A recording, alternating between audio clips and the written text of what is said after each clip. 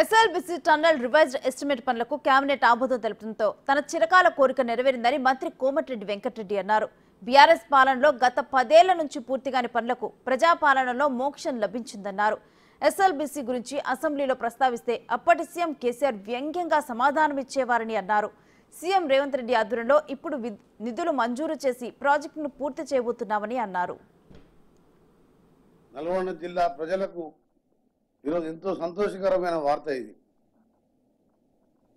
ఇది అవుతుందా కాదా అని చెప్పి సందిగ్ధంలో కేసీఆర్ గారు 10 ఏళ్ళ అధికారంలో ఉన్నప్పుడు నేను అసెంబ్లీలో మాట్లాడితే వ్యంగ్యంగా మాట్లాడుతూ అది మిషన్ ముందుకు పోదు వెనుక పోదని చెప్పి అసెంబ్లీలో దాని మీద మాట్లాడడం మీరందరూ కూడా చూసిండ్రు. కొత్త కొత్త టెక్నాలజీతో ఇలాంటి టనల్ ఎన్నో వచ్చినాయి. కాకపోతే లాంగెస్ట్ టనల్గా పెద్దలు ఎక్కడ ఓపెనింగ్ లేకుండా ఉన్న 43 కిలోమీటర్ల టనలు ఆ రోజు రాజశేఖర రెడ్డి గారు ముఖ్యమంత్రిగా ఉన్నప్పుడు ఫ్లోరైడ్కు శాశ్వత పరిష్కారం 4 లక్షల ఎకరాలకు ఏఎంఆర్పి సాగర్ బ్యాక్ వాటర్తో తీసుకుంటే సంవత్సరానికి 200 కోట్ల కరెంట్ బిల్ అవుతుంది. అది ఎప్పుడు కూడా వాటర్ లెవెల్ తగ్గున్నప్పుడు కానీ వర్షాలు లేనప్పుడు కానీ ఈ 2,50,000 ఎకరాలకు ఆ రోజు క్రాప్ హాలిడే పోయిన సంవత్సరం లాగా. కానీ ఎలక్షన్ మేనిఫెస్టోలో మా ఎన్నికల మేనిఫెస్టోలో 2004లో పెట్టాం ఎస్ఎల్పిసి సొరంగ మార్గం మా పార్టీ అధికారంలోకి వస్తే చేస్తామని చెప్పి.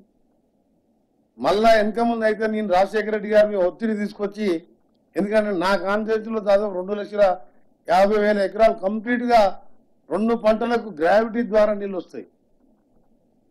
నగరికల్ కాన్స్టిట్యూన్సీ, దేవరకొండ, ఇలా 3 కాన్స్టిట్యూన్సీలకు ఇప్పుడు బ్రాహ్మణవెల్లి ప్రాజెక్టు 1,00,000 ఎకరాలు కూడా ఇచ్చే అదనంగా కూడా దీంట్లో 4 లక్షల ఎకరాలకు గ్రావిటీ ద్వారా వచ్చే ప్రాజెక్టు 826 లెవెల్ శ్రీశైలంలో డెడ్ స్టోరేజ్ ఉన్న గ్రావిటీ ద్వారా వచ్చే ప్రాజెక్టు 10 సంవత్సరాలు 3,000 కోట్లు ఖర్చు పెట్టలేక దాన్ని పక్కన పడేసిండు.